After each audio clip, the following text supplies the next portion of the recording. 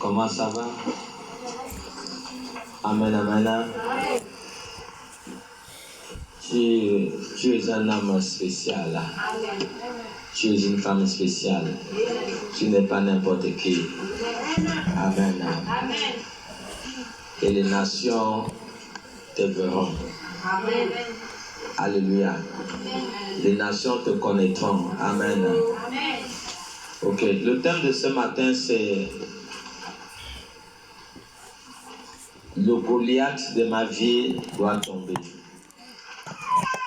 C'est le thème de ce matin. Le Goliath de ma famille doit tomber. C'est le thème de ce matin. Amen. Le thème de ce matin, le Goliath de ma vie doit tomber, ou le Goliath de ma famille doit tomber. Nous entrons dans les Écritures dans le livre de 1 Samuel, chapitre 1. Nous allons lire le chapitre 17 à partir du verset 1. 1 Samuel 17 à partir du verset 1. Que je vais lire. 1 Samuel 17 à partir du premier verset. Si tu as la page, tu dis Amen. Tu as la page, dis Amen. Ok, je lis la parole de Dieu. Les Philistins réunirent leurs armées pour faire la guerre et ils se rassemblèrent à Soko, qui appartient à Juda. Ils campèrent entre Soko et Azeka, à Éphèse d'Amin.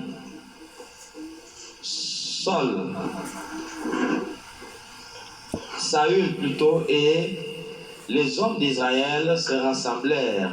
Aussi, ils campèrent dans la vallée des Térébintes. Et ils se mirent en ordre de bataille contre les Philistins. Verset 3. Les Philistins étaient vers la montagne d'un côté et Israël était vers la montagne de l'autre côté. La vallée les séparait. Un homme sortit alors du camp des Philistins, s'avança entre les deux camps. Il se nommait Goliath. Il était de Gath. Et il avait une taille de 6 coudées et un empan. Sur sa tête était un casque de reins et il portait une cuirasse à écailles du poids de 5000 cycles de reins. Il avait aux jambes une armure d'airain et un javelot d'airain entre les épaules. Verset 7. Le bois de sa lance était comme une ensouple de tisserand, et la lance pesait 600 cycles de fer. Celui qui portait son bouclier marchait devant lui. Les Philistins s'arrêta et s'adressant aux troupes d'Israël, rangées en bataille, et ils crièrent: pourquoi sortez-vous pour vous ranger en bataille? Ne suis-je pas le Philistin et n'êtes-vous pas des esclaves de Saül? Choisissez un homme qui descende contre moi. S'il peut me battre et qu'il me tue, nous vous serons assujettis. Mais si je l'emporte sur lui et que je le tue, vous nous serez assujettis et vous nous servirez. Les Philistins dirent encore: je jette en ce jour un défi à l'armée d'Israël. Donnez-moi un homme et nous nous battrons ensemble. Saül et tout Israël entendirent ces paroles du Philistin et ils furent effrayés et saisis d'une grande crainte. Or, David était fils de cet Éphratien de Bethléem de Juda, nommé Isaïe, qui avait 8 fils et qui, du temps de Saül, était vieux, avancé en âge. Les 3 fils aînés d'Isaïe avaient suivi Saül à la guerre. Le premier-né de ces 3 fils qui était parti qui était parti pour la guerre s'appelait Eliab, le second Abinadab et le troisième Shema. David était le plus jeune. Et lorsque les trois aînés eurent suivi Saül, David s'en alla de chez Saül et revint à Bethléem pour faire paître les brebis de son père. Les Philistins s'avançaient matin et soir et il se présenta pendant 40 jours. Isaïe dit à David, son fils, prends pour tes frères cette effrate de grains rôtis et ces 10 pains et cours au camp vers tes frères. Porte aussi ces 10 fromages au chef de leurs milliers. Tu verras si tes frères se portent bien et tu m'en donneras de nouvelles sûres. Ils sont avec Saül et tous les hommes d'Israël dans la vallée des Térébintes faisant la guerre aux Philistins. David se leva de bon matin, il laissa les brebis à un gardien, prit sa charge et partit comme Isaïe le lui avait ordonné. Lorsqu'il arriva au camp, l'armée était en marche pour se ranger en bataille et pousser des cris de guerre. Israël et les Philistins se formaient en bataille, armée contre armée. David remit les objets qu'il avait entre les mains du gardien des bagages et courut vers les rangs de l'armée. Aussitôt arrivé, il demanda à ses frères comment ils se portaient. Amen. Nous allons évoluer un peu au verset 27. Le peuple, au verset d'abord, David dit aux hommes qui se trouvaient près de lui. Nous sommes au verset 26. David dit aux hommes qui se trouvaient auprès de lui, que fera-t-on à celui qui tuera ce Philistin et qui ôtera l'opprobre de dessus Israël? Qui est donc ce Philistin, cet incirconcis, pour insulter l'armée du Dieu d'Israël? Amen. Amen. Nous parlons sur le Goliath de ma vie doit tomber. Amen. Goliath va dire à Israël que quelqu'un se lève parmi le camp et vient se battre avec moi. Si je réussis à le battre, il dit, vous serez nos esclaves. Et si vous nous battez, nous, on sera vos esclaves. Lorsque Goliath dit cela, Goliath savait qu'il n'y a pas un homme qui pouvait le battre. Goliath savait cela. Parce que Goliath était un homme costaud. Il était plus grand de taille que cette maison. La main de Goliath était comme un corps. Ici, là, c'était comme ça. Donc, quand il fait comme ça, là, c'est comme le corps de quelqu'un.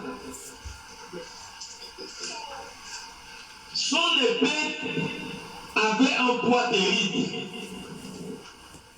Donc, ce n'était pas n'importe qui, Goliath. Et Goliath a lancé le défi au Dieu et au peuple d'Israël. La Bible nous fait comprendre que tout le peuple était dans la panique. Tout le peuple était dans la panique.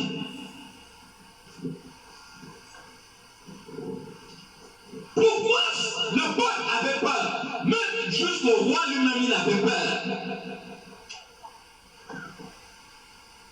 Le peuple avait peur parce que ne connaissait pas Dieu.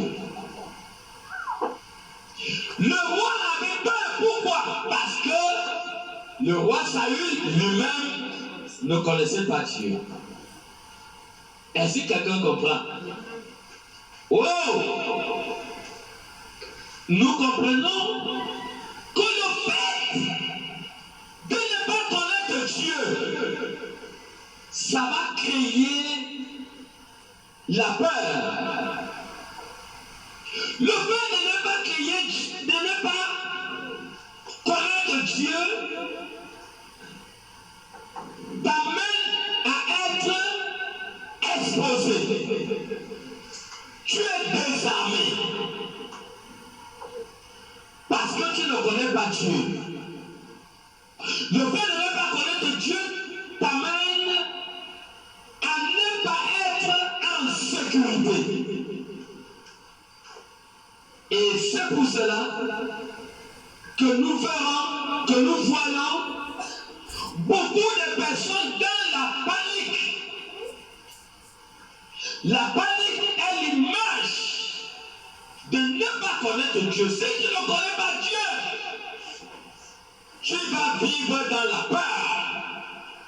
Étant donné que la vie, c'est la guerre. La vie, c'est le combat.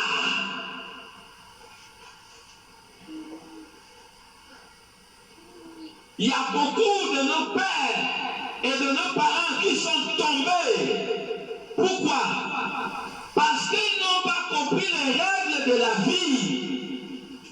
Dans la vie, il y a des règles. Tu ne connais pas les règles, tu tombes. Tu ne connais pas les règles, les gens vont te vaincre. Parce que tu ne connais pas les règles.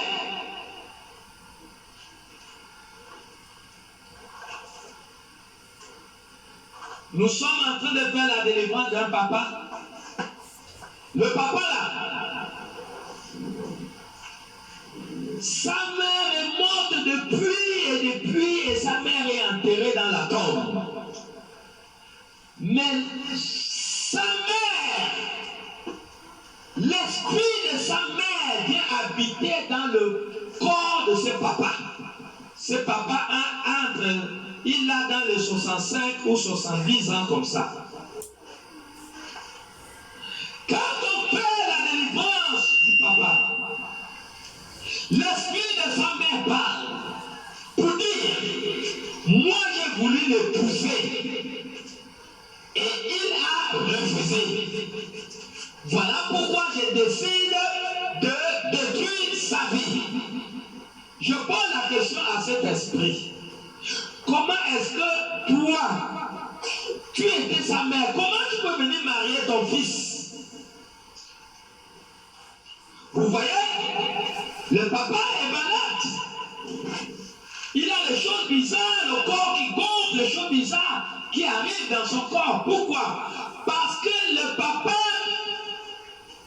est dans la défaite, dans le combat qu'il fait face à sa vie. Il est dans la défaite. Il est maîtrisé par un Goliath qui maîtrise sa vie. Et dans la suite de temps, avant qu'il vienne à l'église, il pouvait dire qu'effectivement cet esprit le dérange depuis. Qu'une fois il était chez les marabouts, chez les gangas, et on lui a dit d'offrir le mouton avec,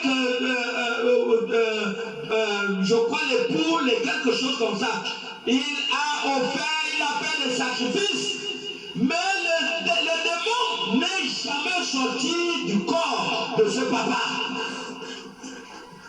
Malgré les sacrifices. Mais qu'est-ce qu'il a fait qu'il puisse aller offrir un mouton en sacrifice? Parce que le papa ne connaissait pas les règles de la vie, les règles de jeu. La vie est comme un jet de damier. La vie est comme un jet de damier.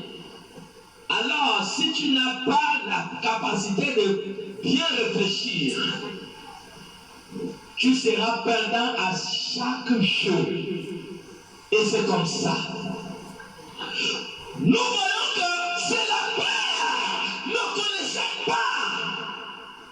Qu'est-ce qu'il peut lui rendre libre de l'oppression qui fait face à sa vie.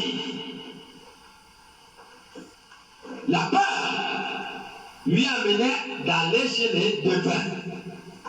Mais malgré qu'il est parti, le problème est toujours là. Parce qu'il y a un Goliath qui a assujetti sa vie. Il arrive dans la phase où ce Goliath veut maintenant l'entraîner à la mort. Est-ce que nous comprenons? Voici le peuple. Pendant 40 jours, Goliath est en train de menacer Israël. Armée contre armée. Armée contre armée. Pourquoi? Parce que simplement, il ne connaissait pas Dieu. Dans les règles de la vie, la vie a des règles. Le point numéro 1, tu ne peux pas te débarrasser de la peur si tu n'as pas cherché à connaître des informations concernant Dieu. Parce que l'ennemi travaille, réussit à vaincre.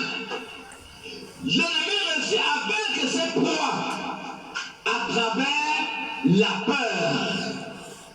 La peur est un signe. Quand tu développes la peur, c'est un signe qui montre que tu n'as plus de protection divine.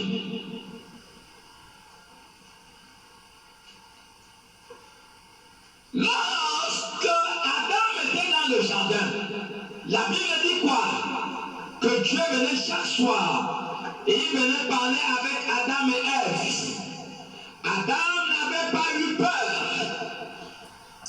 Mais vous verrez qu'une fois, l'alliance entre Adam et son créateur Dieu a été brisée.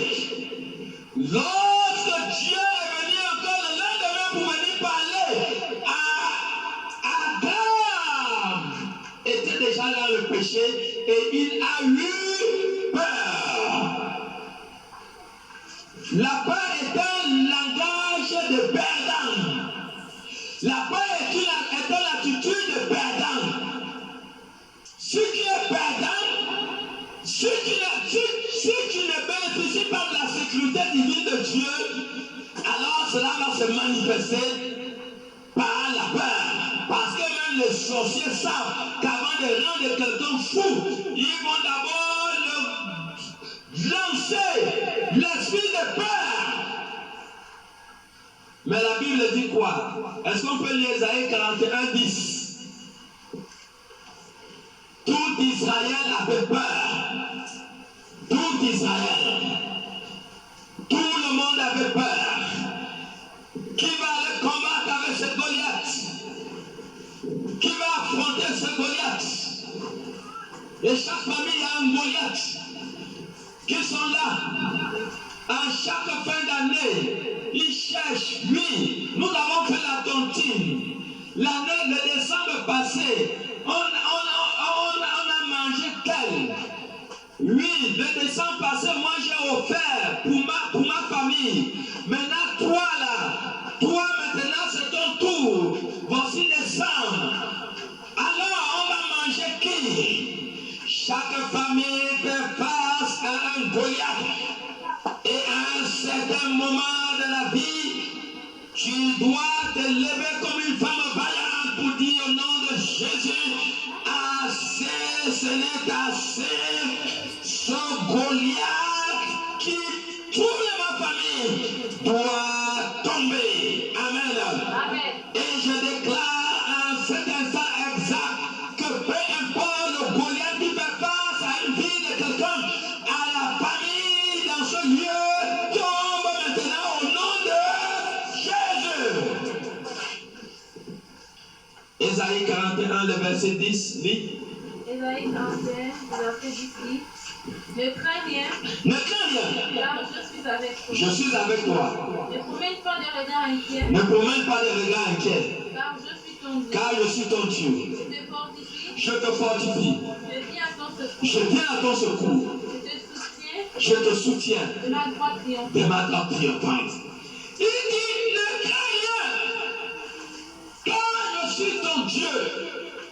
Il dit, je te rends fort, je te fortifie de ma droite triomphante.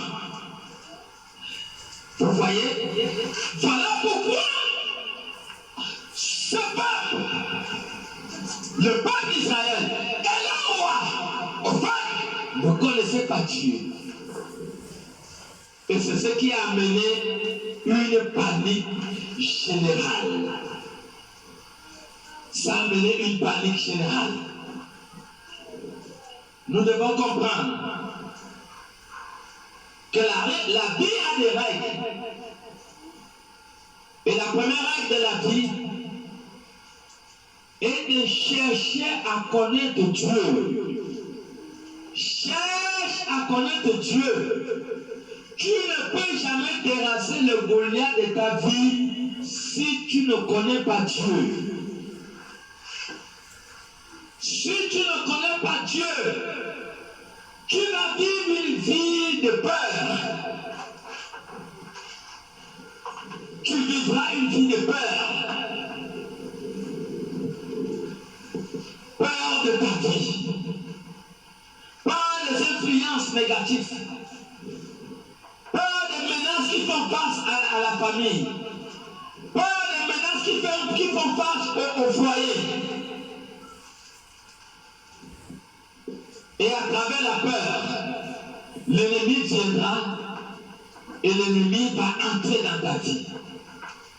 La porte va s'ouvrir et l'ennemi entrera dans l'intention pour te détruire. Parce que l'ennemi verra que tu as perdu ta force. L'ennemi verra que tu n'as plus confiance en Dieu. Parce que la peur symbolise quelqu'un qui a perdu la confiance. Lorsque tu perds la confiance à ton Dieu, tu as peur. Où je suis là, je n'ai peur de rien. Tout le quartier de Doudou peut déménager, je reste ici seul. Je n'ai peur de rien. Pourquoi je peux même parler mal à Satan? Parce que je n'ai pas peur de Satan. C'est Satan qui a peur de moi. Alléluia. Alléluia. Satan doit avoir peur de toi. Amen. Vous avez vu la nuit quand tu vas allumer l'ampoule, le noir dit j'ai le papa. Hein? Quand tu allumes l'ampoule, le noir se répand, non? Le noir part. Vous voyez? Donc, Satan, il n'a aucun pouvoir dans la vie de ceux qui ont découvert Dieu. Aucun sorcier n'aura son pouvoir dans la vie de quelqu'un qui a découvert Dieu. Aucune puissance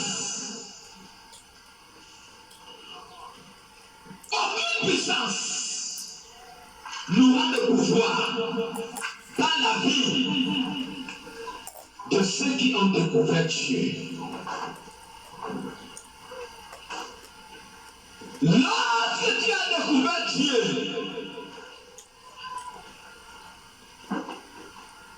Jésus-Christ vient, il descend dans ta vie. Parce qu'il a dit, il faut que je m'en aille. Je ne vous laisserai pas orphelin, mais je vous enverrai le consolateur. Au fait, Jésus voulait dire que lorsque je m'en vais, Mais je reviens dans la dimension de l'esprit. Pour être comment? Pour être en vous. Jean 14, disons à partir du verset 20. Jésus est parti parce que Jésus savait que nous sommes en guerre contre les puissances des ténèbres. Jésus savait que nous vivons au milieu d'une menace. Mais étant donné que la vie c'est la guerre, moi je ne veux pas que ma vie tombe avant l'heure. Et ça doit être la décision de tout un chacun. Tu dois relever le défi dans ta vie en disant, moi là aucun sorcier ne peut me tuer jusqu'à ce que j'atteigne les années que Dieu a écrit dans son livre. Et je vais chercher à connaître les règles du jeu. Parce que la vie est un jeu de Daniel. Il faut connaître les règles pour ne pas tomber avant ton heure. Pour ne pas tomber. Donc, Jésus a dit oui, Jean 14 à partir du verset 20.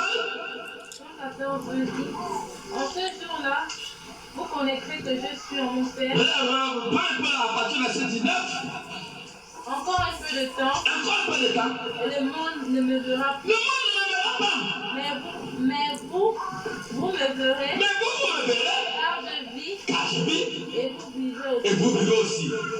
En ce jour-là, vous connaîtrez que je suis en mon Père. Je suis à mon Père.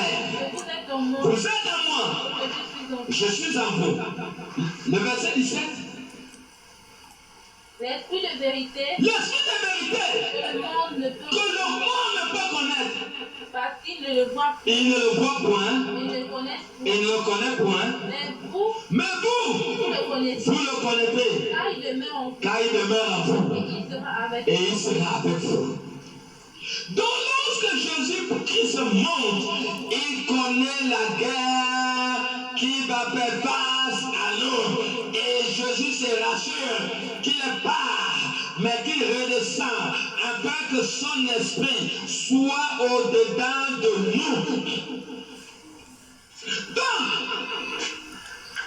tu ne peux pas vaincre le Goliath de ta vie si tu n'as pas eu l'expérience avec Dieu.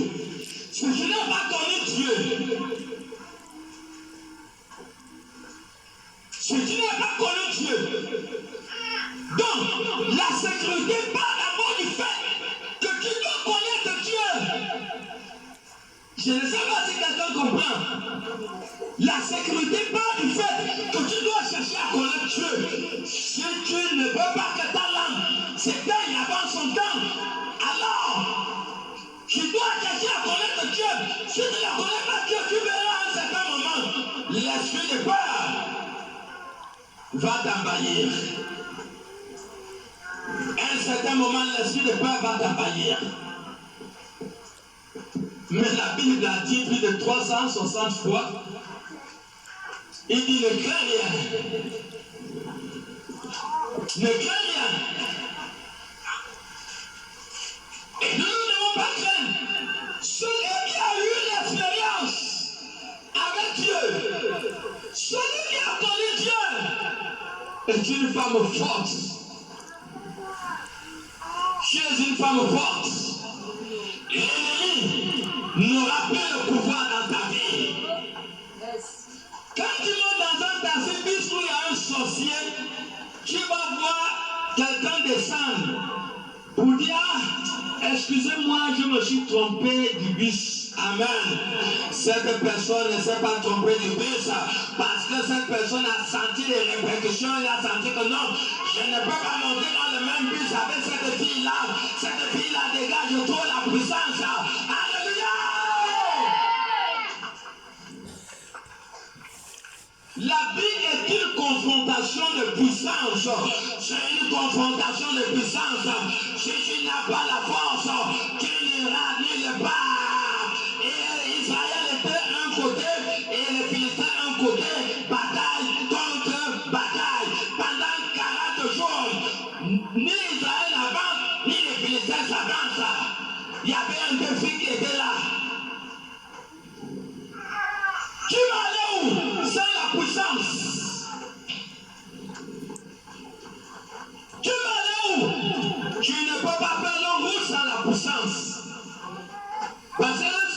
missile.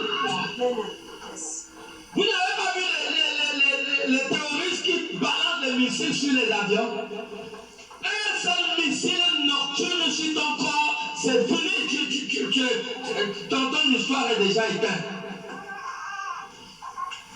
Mais comment faire pour ne pas avoir des missiles venant de l'ennemi? Qu'est-ce qu'il faut faire? Il faut chercher la puissance. Cherche la puissance. Cherche le pouvoir. Tu ne rallies pas si tu n'es pas fort. Mais les sorciers ont peur de moi. Même Satan lui-même a peur de moi. J'ai lancé Satan le défi plusieurs fois. J'ai dit, si tu es quelqu'un, montre-toi. Toi et moi, on va faire la bagarre. Amen. Mais il ne s'est jamais montré. Le jour qu'il va se montrer, je vais d'abord lui donner un coup de tête. Après coup de tête, je vais lui donner un balayage et il va tomber les pieds à l'air. Alléluia! On va clamer pour Jésus. Il y a celui qui a côté de toi. Faut pas avoir peur. Amen. Dieu va te donner la victoire. Sur les petits diables qui cherchent ta vie. Amen. C'est une petite affaire. La vie est un jeu de damier. Il faut connaître les règles. Celui qui gagne toujours dans les damiers là, il a étudié comment jouer avant qu'il devienne champion. C'est vrai ou c'est faux? Tu penses qu'aujourd'hui tu vas t'engager à aller jouer au damier avec un grand joueur, mais tu ne vas même pas faire 5 minutes avec lui, il t'a déjà battu. Et la vie est ainsi. Tu vas jouer avec les familles. Les familles où tu vois les gens sont comme des crocodiles alors que la nuit ils vont dans le vampire. Tu les vois comme ça là. Vraiment, je suis un peu venu te rendre visite alors qu'il est en train de calculer quelqu'un dans ta maison. Matthieu 10:36 dit que l'homme aura pour ennemi les gens de sa maison. Hein? Celui qui a tué Jésus, c'était quelqu'un. Il mangeait avec lui dans la même assiette. Heureusement que Jésus était Dieu, toutes les petites conspirations de Judas, Jésus le connaissait. C'est parce que dès le début, Jésus n'a pas voulu révéler ces choses. Tu le vois la journée comme le crocodile, mais tu ne sais pas que la nuit, ils vont faire de mauvaises choses.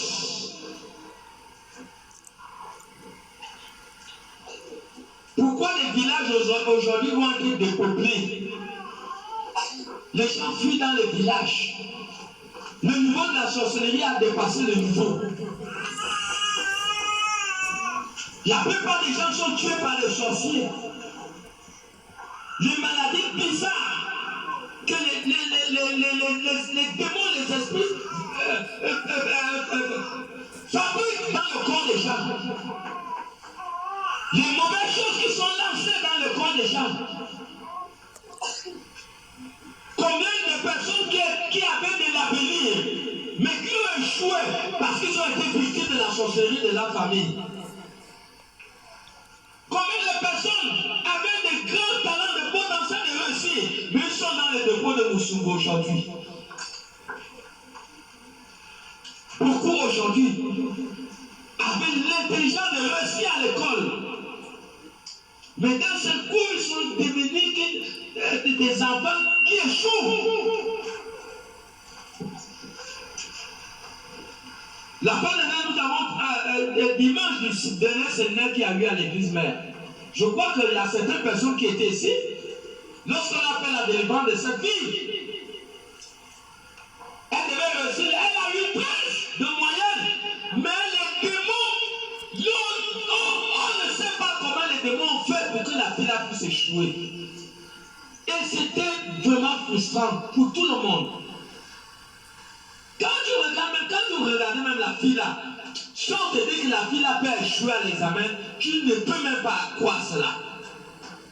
Une fille qui étudie, elle étudie. Et vous voyez qu'étudier seulement ça ne suffit pas. Il faut être dans la paix, elle a dédié pourquoi il faut toujours vouloir qu'on t'impose les mains.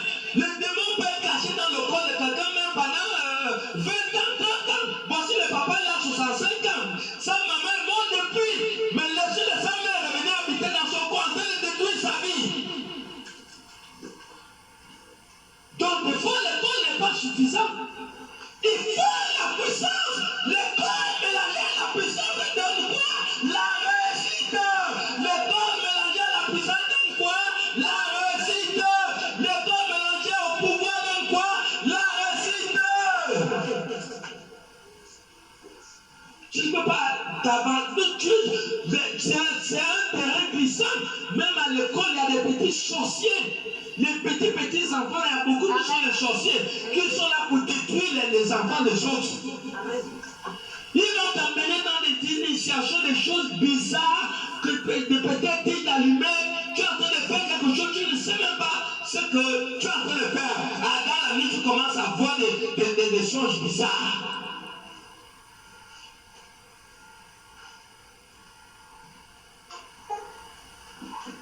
Je ne sais pas si c'est celle-là qui est partie là, qui m'avait dit qu'une fois, lui, c'est celle qui est dans la chambre froide là, qui est morte là, leurs parents.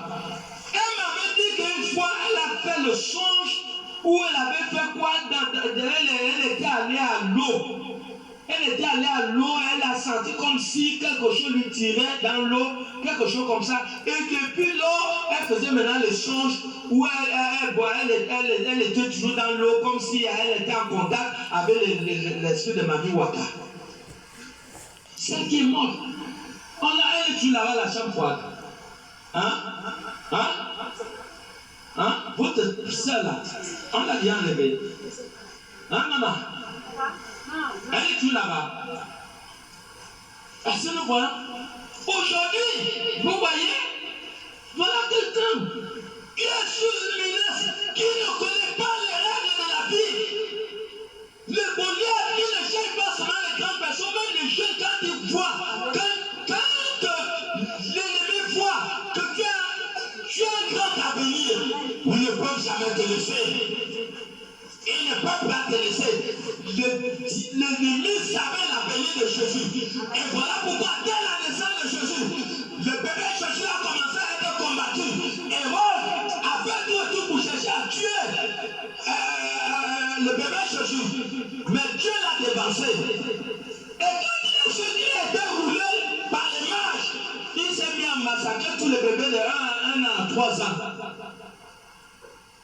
Voilà quelqu'un qui a un grand avenir, que le diable combat dès l'enfance, dès la naissance. Et voilà pourquoi il y a des choses bizarres qui arrivent aux enfants, qu'il faut que les enfants soient dans la présence de Dieu. Et il faut que ces enfants soient loin de l'huile sainte. Pour canaliser et pour protéger leur vie. Parce que la vie, c'est la guerre. Ne vous éloignez pas de la puissance. La vie, c'est chercher la puissance. Cherche la puissance. Sinon, les gens vont te tuer. Voilà, le monde en parle. Les bombes atomiques et tout ça. Mais ils continuent à fabriquer les armes, ou non? Chacun veut être première puissance. Les États-Unis veulent être première puissance. Chine, partout, tout le monde veut être première. La première puissance, c'est par rapport à quoi? À l'armement. Parce que la vie, c'est la guerre. Si tu vas ouvrir tes portes par des péchés sales, tu es foutu. Et ne sois pas étonné qu'on va te gagner. Et la lampe qui devait s'éteindre à 6 h du matin va s'éteindre à 21 h. La lampe que tu te réveilles, il fait déjà jour. Maintenant, il faut que j'éteigne ma lampe, mais ta lampe risque de s'éteindre à 21 h. Pourquoi? Parce que tu n'as pas compris les règles, tu n'as pas compris que la vie, c'est la guerre, c'est le combat contre les forces des ténèbres. Apocalypse de 12, malheur à la terre, malheur à la mer, car le diable a été jeté au milieu de nous, animé d'une grande colère. L'ennemi a été jeté au milieu de nous, animé d'une grande colère. Son but, c'est de détruire. Son but, c'est de détruire. Et voilà pourquoi ne vous éloignez pas de la puissance, ne vous éloignez pas de Dieu si tu veux aller loin. Car est-ce que la viande est au-dessus de la vie? Qu'est-ce qui vaut la vie? On ne paye pas la vie. La vie, c'est simplement chercher à avoir le pouvoir de Dieu pour être sécurisé.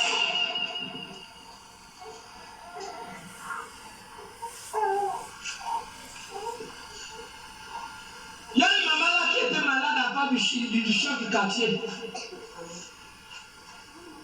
Elle a d'abord perdu sa fille. Ça n'a même pas fait 1 an. Elle a perdu encore son fils qui était chauffeur. Il faisait un turbo dragage. Il faisait le clando. On est parti, le nous a emmenés, c'était trop tard. La maman a perdu tous ses enfants.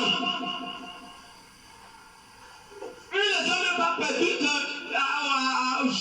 les enfants de 30 ans, de 35 ans. Vous-même regardez, tous ces enfants sont morts. Il reste une. Et la une là, les plus sorciers, et sont les gens qui ont leur part de Dieu, qui sont en danger. Ils s'éloignent de Dieu. La maman là, on va prier pour elle. On voit l'esprit de ça, l'esprit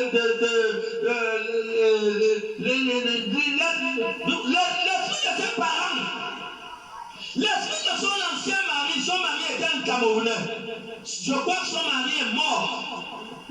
Je crois, oui, même la maman elle-même, elle était possédée. Elle est possédée. Donc la seule fille qui lui reste, donc la maman est malade, la fille est malade. Quand on prie pour les deux, tous les deux se manifestent avec les démons.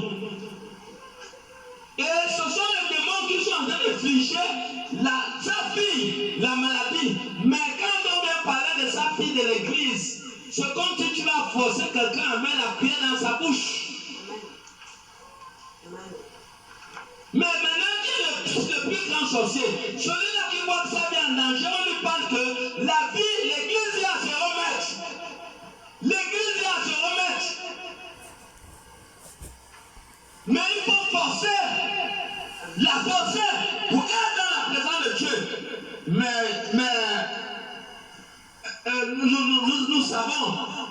nous savons que la seule personne qui délivre, qui sauve, ce n'est que Dieu seul.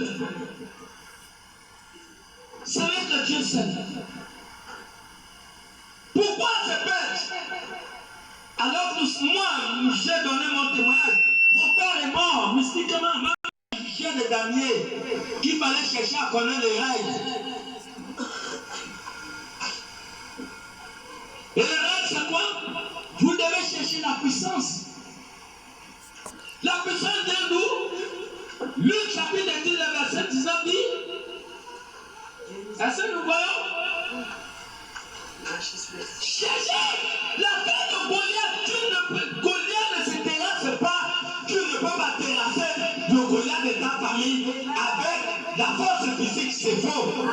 C'est une association de sorciers, de mystiques qui est implantée dans la famille.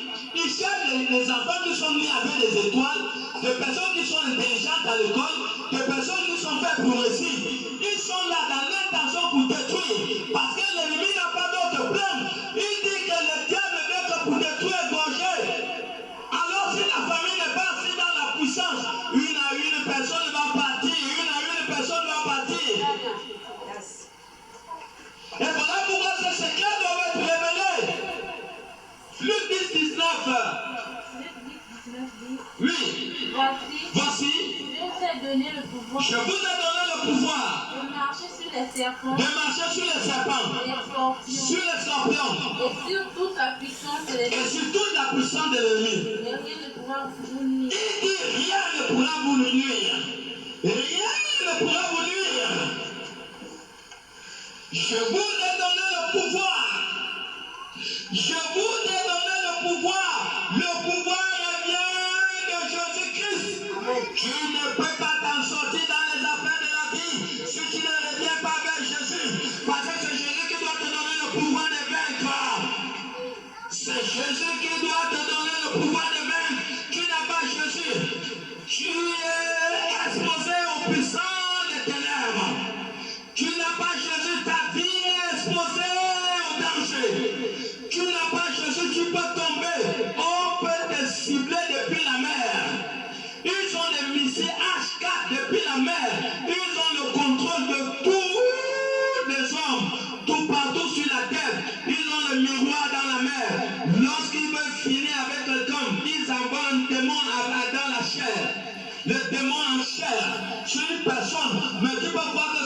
personne, mais c'est un démon. Il a un bâton magique. Quand il vient, il te frappe ça. Et la nuit, les gens qui sont tout autour ne voient rien. Ils ne voient rien. Ils voient seulement que la personne s'écroule. Et quand on amène la personne à l'hôpital, on dit quoi? Crise cardiaque. Amen. Alors que la personne a été frappée par le démon. Amen. Je crois que nous avons écouté un témoignage chez la sœur une fois. Qu'une maman, comment ça ne peut qu'une maman amène la nourriture au corps de garde? Pendant qu'elle amène la nourriture, elle voit l'un de ses hommes avec un Indien. Et quand ils se sont approchés d'eux, les gens de corps de garde ne voient pas l'Indien, ils ne voient pas l'homme. Quand ils s'est approché de vouloir les passer pour aller à la corps de garde, l'Indien a pris le marteau, lui a frappé la tête, elle est tombée. Quand elle tombe, les gens qui sont au corps de garde voient seulement que la dame tombe, mais ils ne voient pas les gens qui sont tout autour. Mais Jésus n'a pas permis que cette femme soit enterrée. Elle va être ressuscitée. Lorsqu'on est parti lui mettre à la chambre froide, elle va venir dévoiler ce qui s'est passé, ce que les gens n'ont pas vu lorsqu'elle a été frappée. Et moi, je vais m'amuser. Je sais que je suis en guerre. Je ne blague pas. Je dois être dangereusement armé. Dangereusement armé. La première arme pour détruire les puissants des ténèbres, c'est la sanctification. Première arme pour détruire les forces des ténèbres, c'est la sanctification. Dieu ne marchande pas avec les péchés. Dieu a le choix. Dieu a dit, j'ai mis devant toi la vie et la mort. Tu as le choix. Il dit, je mets devant toi la vie et la mort, la bénédiction et la vie. Il dit, choisis la vie. Donc tu as le choix. Soit tu veux t'ajouter le péché, soit tu livres ta vie en sacrifice, qui donne ta vie au détriment du péché, dans l'échange qui se passe. Comme la longue vie n'a pas d'importance dans ta vie, tu privilégies le péché, alors tu as vendu ta vie au diable. Ta vie est vendue au diable parce que tu ne la considères pas. Tu ne mets pas la valeur le fait que tu vives longtemps. Ce qui t'intéresse, c'est le péché. Sois-en sûr que ta lampe va s'éteindre parce que les sorciers de ta famille vont te programmer et tu risques d'être la prochaine victime. Pourquoi? Parce que tu n'as pas compris les règles de la vie. Proverbe chapitre 10. Proverbe 10, le verset 27 dit quoi? Proverbe 10, le verset 27. On peut d'abord lire Proverbe 14, le verset 27. Proverbe 14, le verset 27. Oui. Proverbe 14, le verset 27, il dit oui. Proverbe 14, 27 dit, Oui. la crainte de l'Éternel La crainte de l'Éternel, est une source de vie. c'est une source de vie. Pour détourner les pièges de la mort. Pour nous détourner les pièges de la mort, est-ce qu'on peut le lire en français courant? La crainte de l'Éternel est une source de vie. Tu veux quoi? Moi, j'ai bien un enfant de 15 ans qu'on a lancé. Le cancer mystique, il est mort. Tu veux quoi? Tu veux vivre longtemps ou pas? Tu as le choix, soit le mal, soit la longue vie. Les deux sont devant toi. Tu as le choix. Soit tu fais le mal, soit c'est la longue vie. Le choix est devant toi. Proverbe 14, 27. Il est écrit, la crainte de l'Éternel est une source de vie. C'est une source de vie. Pour détourner les pièges de la mort. Pour nous détourner des pièges de la parole de vie. Pour nous détourner des pièges de la mort. En entendant la parole de vie, lis-nous 10, 27. Proverbe 10, 27 dit, Oui. la crainte de l'Éternel La crainte de les jours. Ça augmente les jours. Mais les années des méchants sont abrégées. Les méchants meurent vite. Les méchants, c'est celui qui n'a pas la considération de la vie. Qui ne met pas de l'importance sur la vie.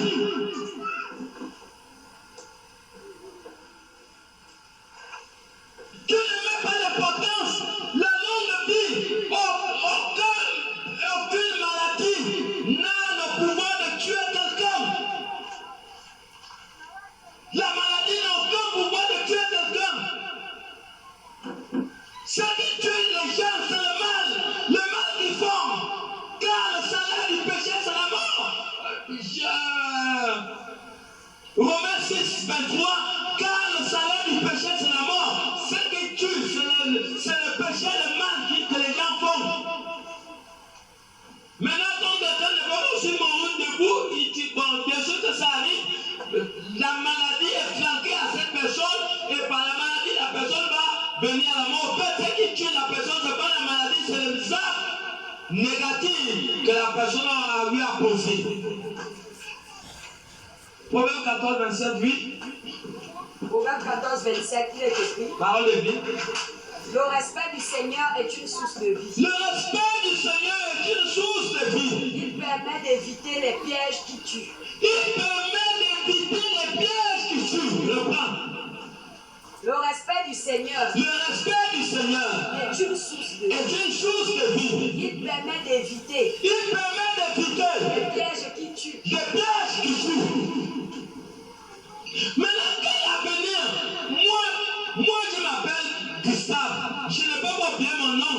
Mais pourquoi est-ce qu'on va donner quelqu'un tel conseil qui va oublier, tu vas prendre le conseil là, tu vas mettre ça dans le tiroir. Alors que cela devait être une priorité pour ta vie. L'avion, l'argent, le docteur ne peut pas te donner la vie. Dieu a donné les capacités au docteur de pouvoir soigner les gens. Mais le donateur de la vie, c'est Dieu. Quand Dieu décide que tu ne meurs pas, tu ne meurs pas. Mais quand Dieu a bien décidé que tu pars, aucun docteur ne pourra te sauver. Parce que de ton nom 32, 39 dit, je suis l'Éternel. Je fais vivre et je fais mourir. Et on ne m'arrache personne de ma main. C'est ce que Dieu dit dans Deutéronome 32, 39. Alors comprenons que la vie c'est la guerre.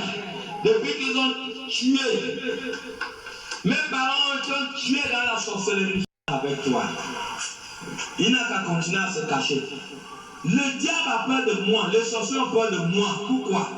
Je n'ai même pas peur même un peu comme ça de Satan. Je n'ai même pas peur même que ce soit les Mami Wata, que ce soit les... Ils ont peur de moi. Parce qu'ils savent que j'ai compris les règles. Quand je marche tranquillement, je n'ai peur de rien parce que j'ai compris les règles. Et c'est ça que le peuple d'Israël avait. Tant que vous ne connaissez pas les règles, vous pouvez tomber. On peut te lancer, on peut te prendre dans le pont.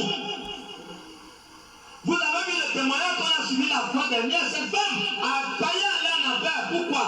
Parce qu'elle a gardé dame à la femme qui a tué sa maman. La femme a tué sa maman pour prendre le mari de sa mère. Regardez les choses. Elle a tué sa maman dans la sorcellerie. Et la fille, c'était la dernière fille, elle a gardé dame à cette femme qui est venue tuer sa maman pour prendre le mari de sa mère. La sorcellerie. Et nous aujourd'hui on va s'amuser. Tu vas t'amuser. Tu n'es pas là en vain. C'est Dieu qui permet que tu écoutes ça parce que le mois de tontine arrive, décembre. C'est le mois de tontine. Ouais, c'est le décembre. À partir même de novembre là, il faut carabacher dans la prière jeune. C'est des mois qu'il ne faut pas blaguer. C'est déjà des contrats dans le royaume mystique. Et voilà pourquoi c'est pas la blague. La vie c'est la guerre. Pendant que tu dors, tu sais, moi on m'a montré, je dormais. J'ai vu les yeux physiques ne voient pas. J'ai vu un masque vers le derrière où il y a le pied en bas là. Un un masque qui parlait, qui avait la face d'un animal. J'ai vu un autre masque comme une statue, avec le truc rouge. C'était rouge, blanc comme ça. Là. Je vois encore ça en esprit. Dieu m'a ouvert les yeux. Et j'ai invoqué la puissance de Dieu afin de détruire ces choses. Mais ces choses sont là, étaient là. Mais avec tes yeux physiques, tu ne peux pas voir. Si Dieu ne t'accorde pas la grâce de voir ce qui se passe. Est-ce que nous voyons? À un certain moment, il faut... Bien aimé, si vous jouez avec le péché, vous avez vendu votre vie au diable. Ça veut dire que vous ne tenez pas la vie. Moi, là, je ne veux pas mourir vite. Ma mère n'a même pas atteint mon âge. Moi, je ne veux pas mourir vite. Je veux vivre longtemps et j'essaie de veiller sur les règles. Je sais que ce qui fait mourir quelqu'un vite, c'est le péché. Si tu trouves bien dans le péché, tu es foutu. Tu ne vas pas aller loin. Les gens vont te dribbler.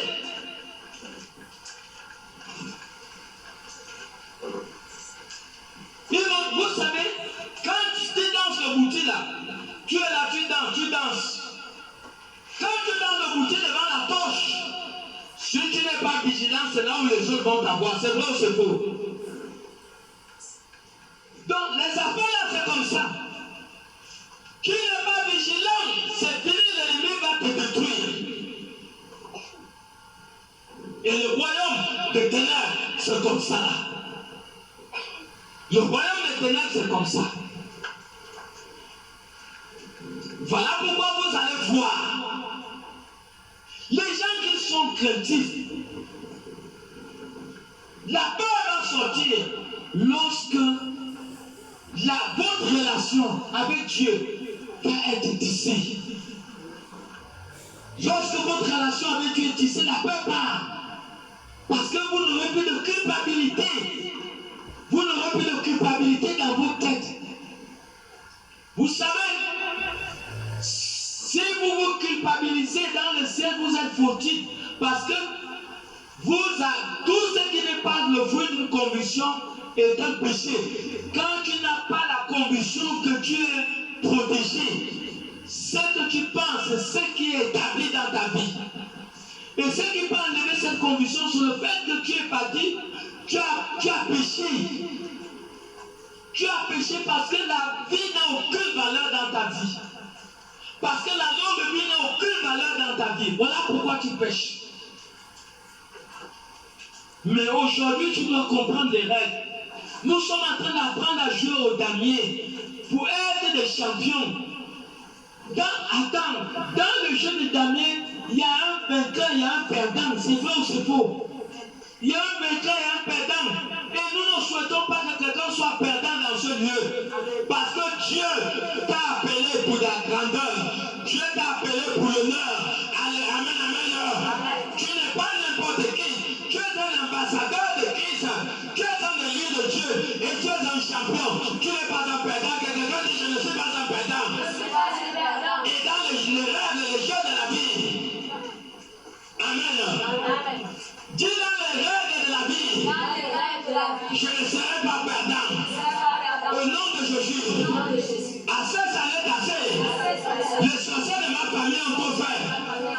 Et je décide que ce Goliath, le Goliath de ma vie, le Goliath de ma famille, qui nuit à ma famille, qui a détruit la vie de beaucoup de gens de ma famille, sera renversé aujourd'hui même. Au nom de Jésus. Sera renversé. Au nom de Jésus. Il sera renversé.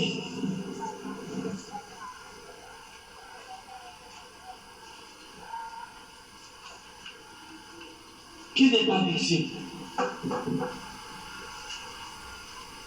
Il cherche des gens qui ont une grande étoile.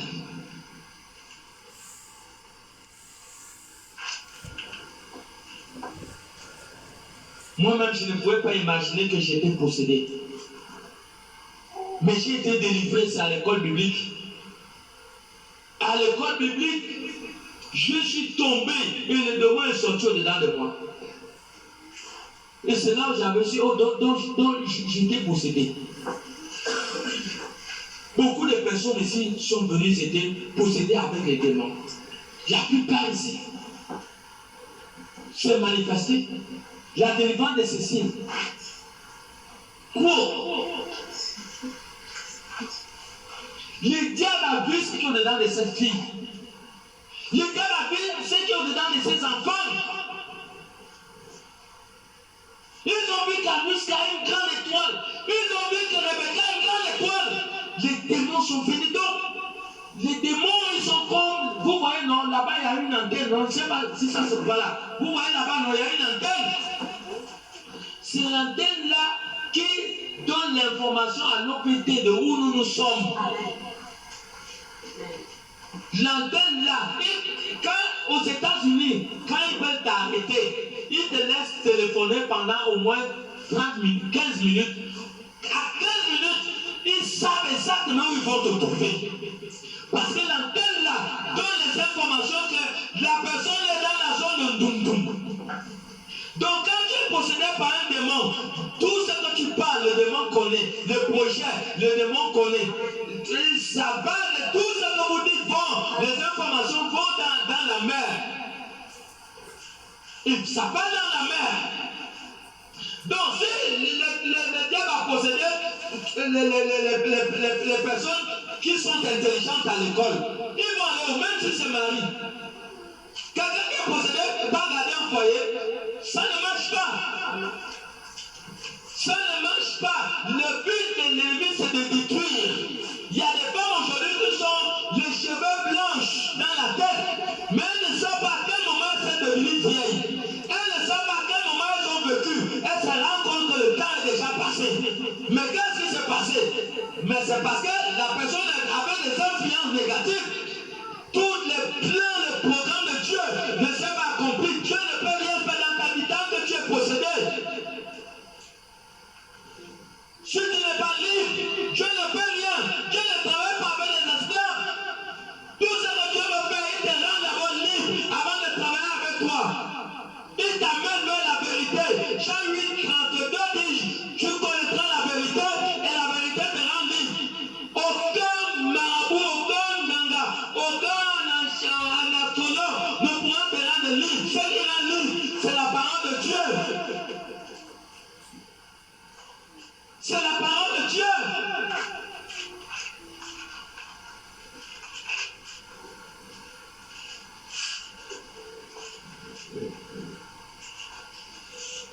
Moi, j'ai quitté ici, aller danser le bouti à Lambaréné. Un grand danseur de bouti. J'étais initié au bouti, Misoko. Mais quand j'ai dansé le bouti, le Manimana Kumbo, Nangala, Nabokai, quand j'ai dansé toutes ces choses, qui pouvait savoir que, oh, voilà un passage, elle avec tous les touches sur le corps, elle est en train de danser. Amen. Mais moi-même, je savais que j'étais pasteur. Oh, tu es là, tu ne sais pas. Amen. Tu ne sais pas. Tu ne connais pas le programme de Dieu dans ta vie. Tout ce que tu as besoin de répondre de présent à l'appel de Dieu. Je n'avais jamais imaginé que je vais aller dans un pays étranger parce que j'étais un vrai voyou bandit, un fumeur de chanvre. Mais Dieu m'a accordé la grâce d'aller à une conférence au Nigeria. Voici ce que Dieu peut faire.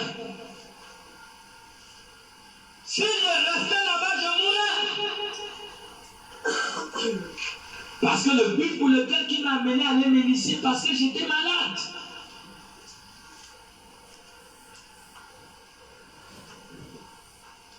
J'ai dépensé plus de 800 000.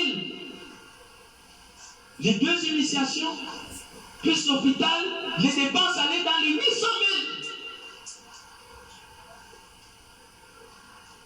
Et la maladie était là. Je ne faisais que m'affaiblir. Je croyais que la dernière solution était le docteur. Parce que j'avais essayé avec l'initiation, ça n'a pas marché. J'étais toujours malade. Mon dernier espoir était le docteur. Et lorsque le docteur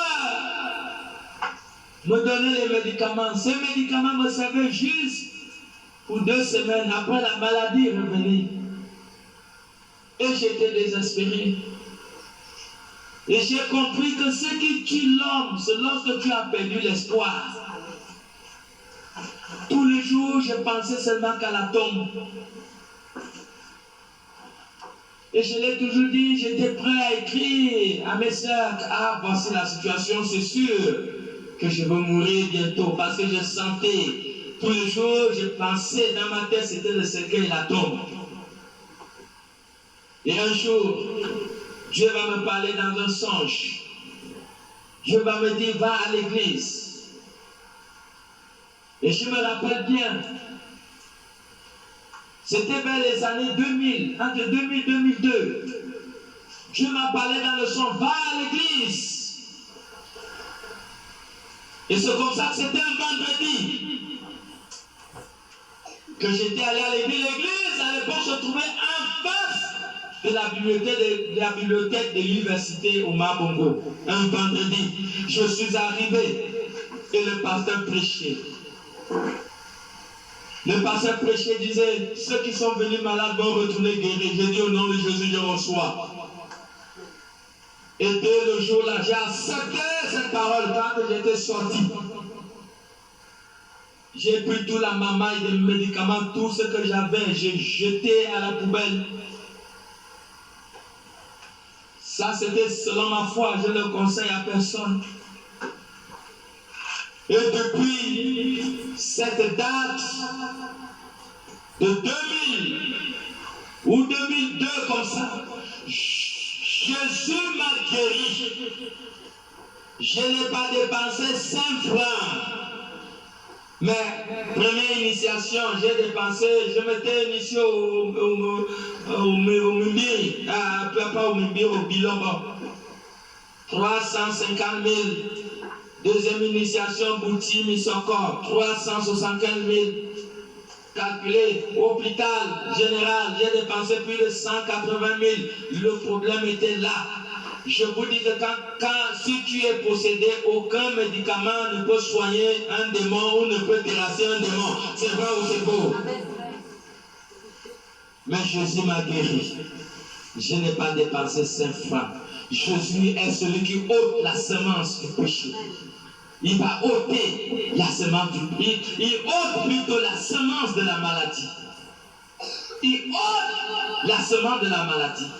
Depuis la date de la maladie, là, on est en 2004, regardez, depuis 2000-2002 jusqu'à 2019, la maladie là n'est plus jamais revenue. Mais une maladie que j'avais souffert plus de 7 ans.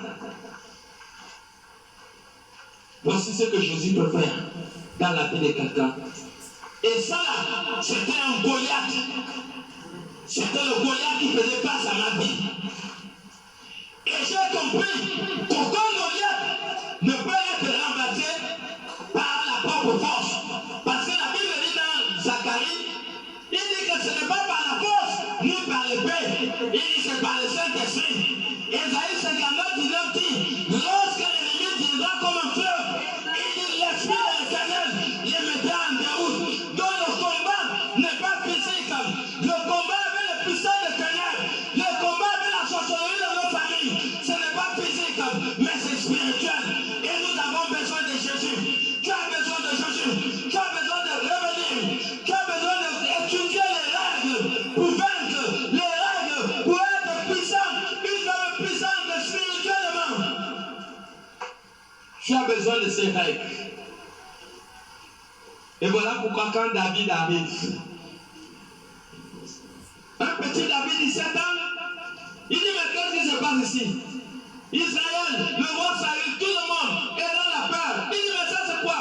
Vous n'avez pas, mais vous n'avez pas de quoi? Vous n'avez pas de celui-là? Regarde, David est comme, est-ce qu'il y a un petit enfant plus petit ici là? Hein? Viens, grâce divine. Voilà. Vous voyez, peut-être grâce divine, même encore plus grande. Donc, regardez. Ça, c'est David et voici Goliath. Amen. Vous-même regardez. Voilà pourquoi Goliath, il dit une parole que je suis un chien, que tu viens. Il a dit une parole comme ça pour mépriser la personne. Vous regardez le combat. Goliath, c'est exactement ça. David était comme ça. Goliath était comme ça. Regardez le combat. Vous pensez que grâce à vous me tapez? Amen. Va t'asseoir, bébé. Vous pensez que grâce. Alléluia. Pour vous amener à comprendre que le combat n'est pas physique. Et la puissance de la sorcellerie, c'est la même chose. C'est fort lorsque tu ne connais pas Dieu. C'est puissant, ça saisit la famille. Tout le monde est malheureux dans la famille. Les gens pleurent. Les gens souffrent. Les gens sont malheureux. Les gens qui devaient réussir sont dans les ciels. Les enfants sont en train de faire le banditisme, le voyoutisme. Ceux qui devaient aller à l'école, le diable détruit les finances des parents pour assujettir ceux qui doivent réussir. Voilà comment l'ennemi travaille. Il a assujetti toute la famille pour que la famille soit malheureuse. Mais quelqu'un dit à cette année cassée, il ne sera plus comme ça. Au nom de Jésus, ce Goliath qui menace ma vie, qui menace ma famille, doit tomber aujourd'hui même. Au nom de Jésus, il doit tomber. Quand David est arrivé, Amen. Vous devez connaître que vous allez être élevé lorsque vous allez battre, lorsque vous allez vaincre votre Goliath. Votre élévation est derrière la victoire de votre Goliath. Parce que, par le contraire, David n'était pas connu dans tout Israël. C'est vrai ou c'est faux? Alléluia. Et la renommée de David va exploser lorsqu'il va devoir combattre et vaincre Goliath. Et tu dois comprendre que ton élévation est derrière les batailles, derrière les combats, des choses qui font face à ta vie. Si c'est la fornication, combat-le. Il y a la grandeur qui est derrière cette fornication. Si c'est le bon, combat-le. Si c'est le mélatif, combat-le. Il y a la grandeur derrière toute victoire. Toutes les victoires sont liées à la grandeur. La grandeur de David était liée à le fait qu'il combat. Il ne faut pas avoir peur de ce qui fait face à la famille. Il ne faut pas avoir peur de ce qui fait face à ta vie. À un certain moment, tu dois t'élever pour dire à ça, ça n'est cassé. Si je n'ai jamais gêné à ça, cette fois-ci, je vais gêner pour ce problème. Si je n'ai jamais gêné, je vais gêner pour ce problème. Pour que ce problème tombe. Qu'est-ce qui résiste à la prière? Tous les jeunes de Chiche n'étaient pas prêts à être massacrés par ma dossier, par Aman. Aman avait conspiré pour tuer tous les jeunes de Chiche, non? Alors qu'est-ce qui s'est passé? Esther a dit, il n'en sera pas comme ça. Il n'en serait pas ici. Et à un certain moment, il faut faire face à la situation qui fait face à ta vie. Pas de chaînes de prière. Ce que tes forces physiques ne peuvent pas changer. Mais l'Esprit de Dieu pourra le changer. L'Esprit de Dieu change les temps et les circonstances de ta vie. Il pourra le faire. Parce que tout est possible à celui qui croit. Si tu crois, tu verras la gloire de Dieu. Tu crois, tu verras la gloire de Dieu. Et voilà pourquoi toute l'élévation, toute ta grandeur est derrière les victoires du Goliath qui fait face à ta vie. Et chacun de nous a un ennemi. Chacun de nous a une situation qui dérange ta vie. Et c'est là pour constituer un Goliath. Il y a un certain moment, prise-toi de la nourriture. Il y a un certain moment, entre dans l'esprit et parle avec Dieu. Va acquérir l'expérience pour les défis de demain. David, lorsqu'il va combattre contre Goliath, il va combattre sur la base d'une expérience avec Dieu. Alléluia. Amen. Est-ce que quelqu'un peut dire un grand amen? Amen. Il va combattre sous l'expérience, dans l'expérience qu'il a eue avec Dieu. Dans les grandes victoires sont dues aux expériences que nous aurons avec Dieu. Si David n'aurait pas eu l'expérience avec Dieu, David ne pouvait pas avoir le courage de faire face au Goliath. Mais je sais que dès aujourd'hui, il y a quelqu'un dans ce lieu qui fera face au Goliath de sa famille.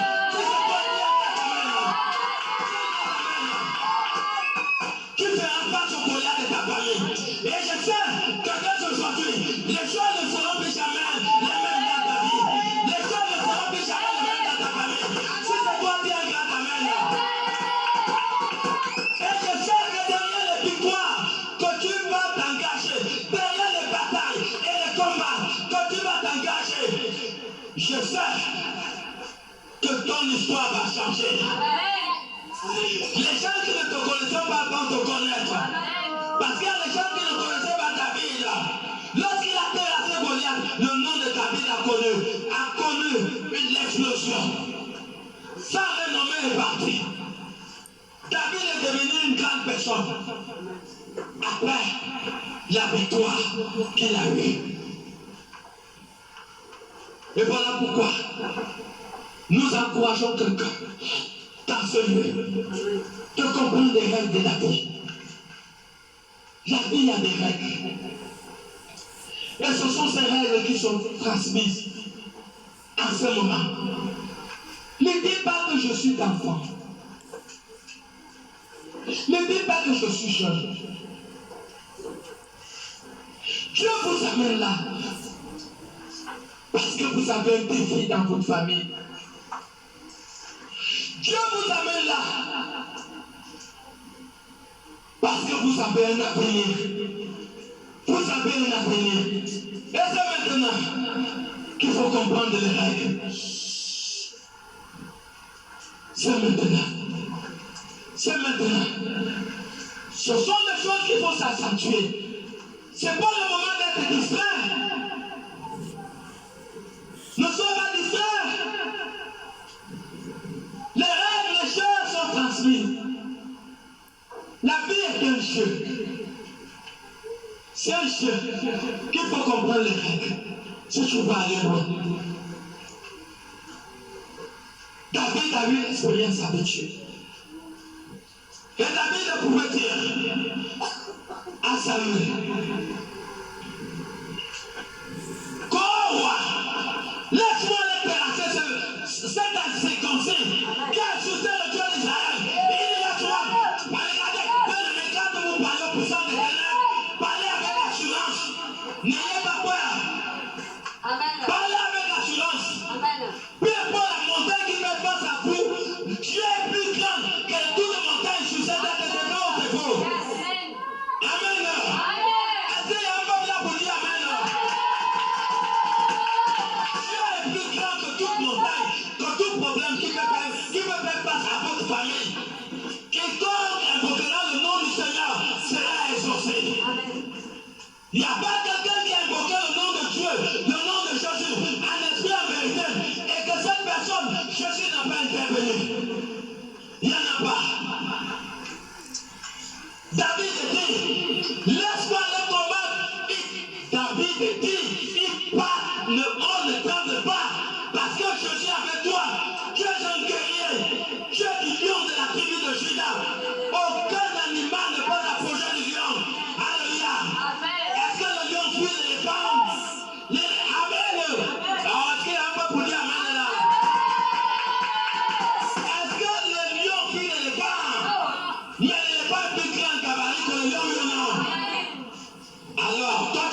ce qui? Tu es le lion de la tribu de Juda.